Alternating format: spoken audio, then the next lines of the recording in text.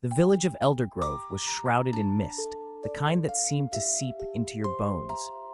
Every year, on the eve of the harvest moon, the villagers gathered at the old stone altar deep in the woods.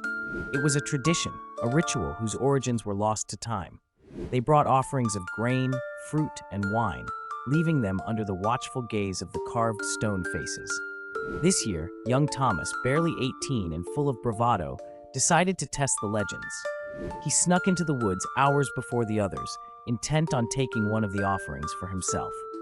He laughed as he pocketed a ruby-red apple, his footsteps echoing in the silent forest.